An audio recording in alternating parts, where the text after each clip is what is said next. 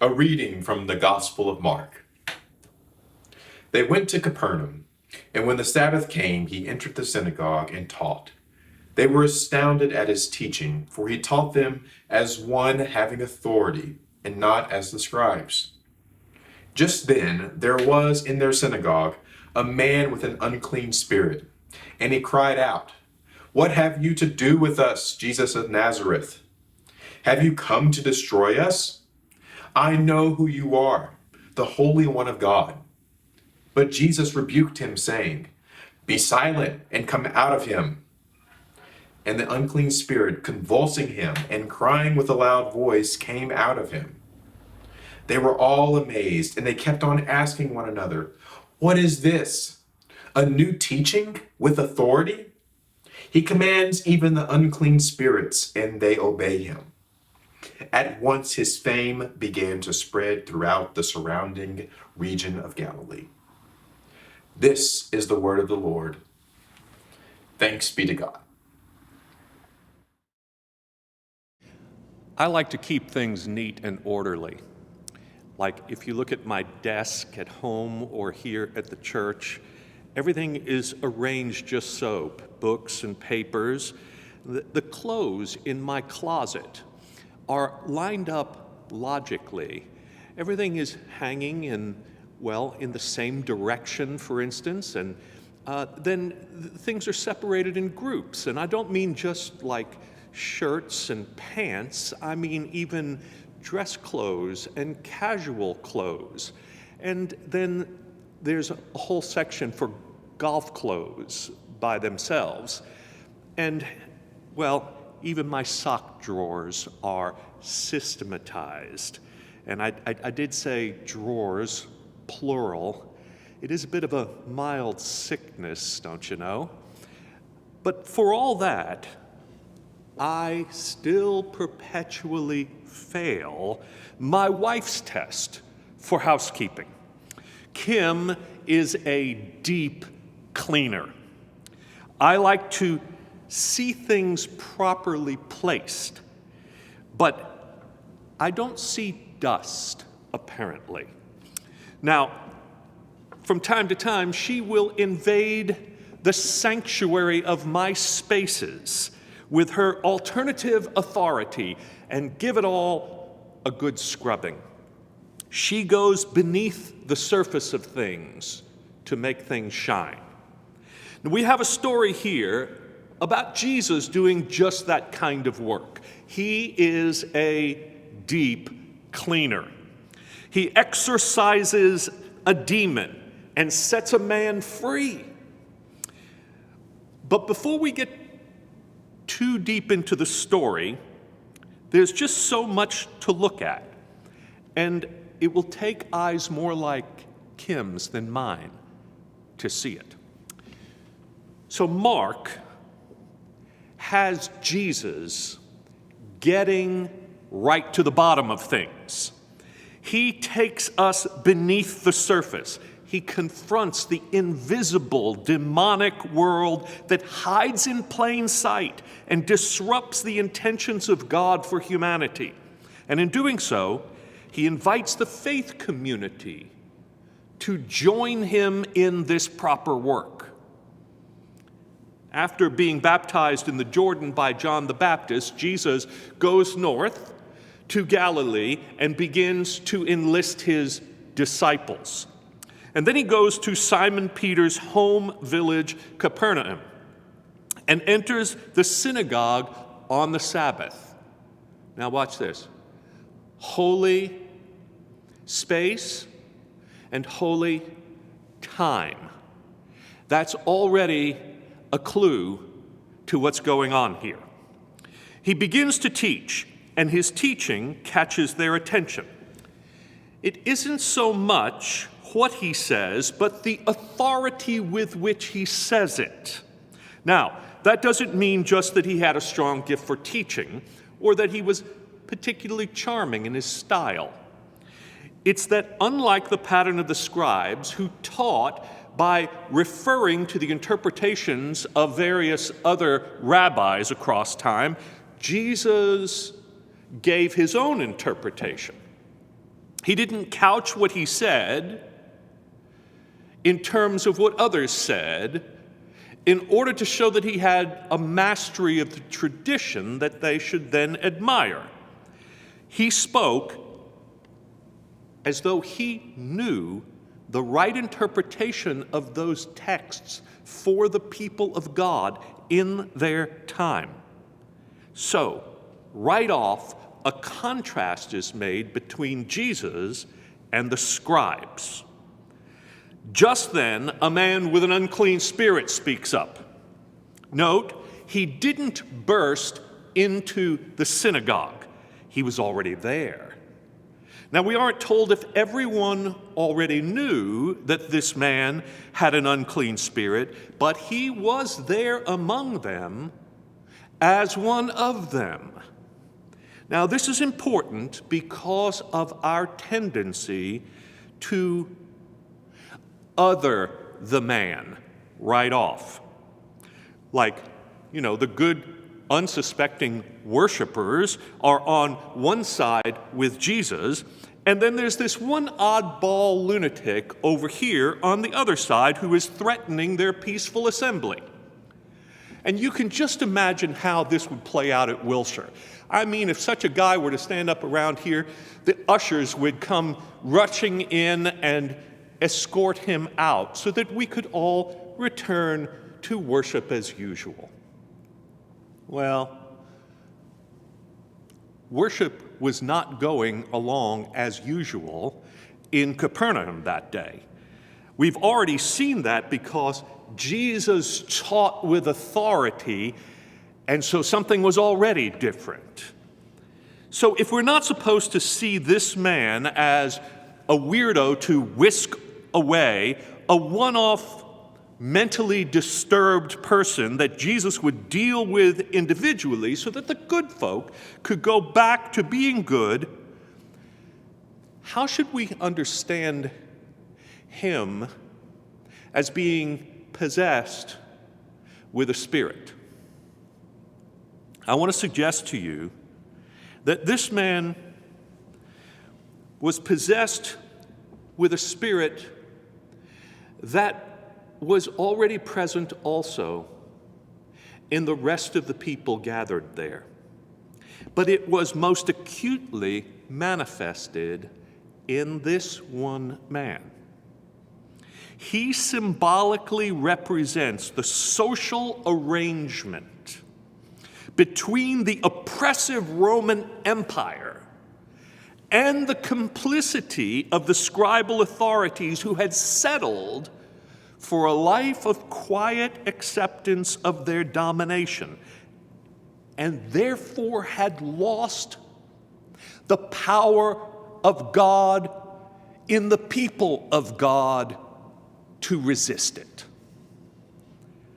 Look at what the man says. "What have you to do with us, Jesus of Nazareth? Have you come to destroy us?" So, who is the us here? Isn't he a single individual who is speaking? Well, yes and no. This man has been more thoroughly taken over by the same spirit that was present to a lesser degree in all the people gathered that day. So, why him more than others? We don't know.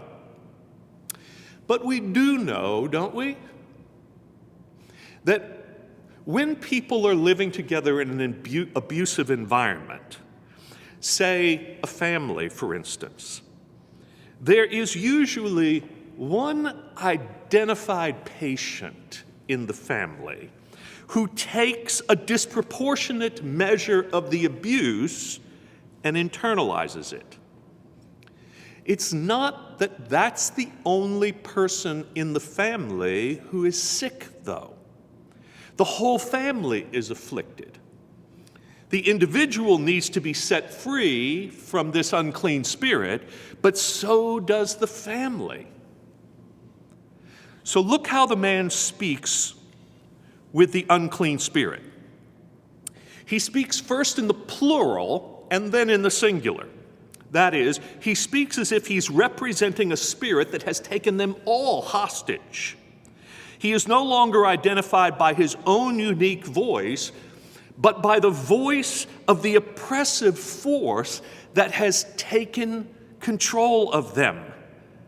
And when he does use the singular, I know who you are, the Holy One of God, it's as if he speaks now in the collective voice of that invisible power that is in mortal conflict with the invisible God. This is the nature of the demonic. It lurks in ideologies and systems of oppression. It hides in plain sight. It speaks in a way that makes sense, in one sense, to everyone who is wittingly or unwittingly caught up in it, until, that is, the Holy One shows up to show us how to speak with authority in order to break the grip it has on the minds of people. Is this not what we are seeing in American churches today? We have some among us whom we have known for years, but who have seemingly been taken over by spirits that have changed them. They have imbibed the false narrative of Christian nationalism or American exceptionalism or white supremacy or cultural entitlement to the point where we hardly know them anymore. The Southern Baptist research group Lifeway released results of a study this week that found that in churches of more than 250 people, 61% of those pastors said that they are dealing with members who are spouting conspiracy theories. While hundreds of people stormed the Capitol, the report says, there are millions of Americans who share their views. There is no doubt the United States has a serious problem with pathological political delusions. It continued pessimistically. Once people have gone far enough down the rabbit hole of conspiratorial thinking, it can be nearly impossible to get them back out. Nearly impossible, but not impossible. Wherever Jesus is present, deliverance is possible. And I want to hasten to say, not just because I want to be fair and balanced, but because it's true, that it's not just the far-right radical element of Christians that is susceptible. We all are, even if we are people of a more progressive view of politics or theology, because Rome, empire mentality is what I'm talking about, seeks domination of everyone and everything. It doesn't discriminate. Groupthink is dangerous and demonic, whether from the right or left. It robs people of compassion for others, and it divides us from one another. We all need to be delivered and set free. So Jesus rebukes the unclean spirit and casts it out of the man, which is something the community had not done itself because they had lost touch with the power of God to identify the demonic and defeat it. But the unclean spirit wasn't cleansed easily. It came out convulsing and crying loudly. And this is because it had such a deep foothold in the man's personality. James Baldwin said that people are trapped in history, and history is trapped in them. We see that with racism, blacks as well as whites, because we internalize it all until we can't even see it being present, let alone get free of it. It has taken residence in us. This is why the rabbis said about the Israelites after they left Egyptian slavery, you can get the people out of Egypt, but it is harder to get Egypt out of the people. So how do we do this? First, trust the power and presence of Jesus among us, as he is always here to seek to free us, and he never leaves us helpless. Second, recognize that we all need his deliverance. When we see someone who seems to be far gone in our eyes, rather than dismissing that person, look for ourselves in him or her. Try to find how true that is even in our own spirit. Don't write off the person and act as if we're fine and the problem is just with that person. We will never come together and experience salvation and renewed community if we scapegoat others and demonize them as the enemy while letting ourselves off the hook. Third, we can't settle for worship without dangerous encounter with the presence of God. We need word and deed, enlightenment and exorcism, illumination and transformation. We need Jesus to shake us and change us, even if that is uncomfortable. The church has to address the demonic within the community with an honest interrogation of our hearts if we are to get free and live as free people. Finally, address those who are most disturbed among us with power and grace at the same time. See beneath the surface to find the tender humanity that is still present there.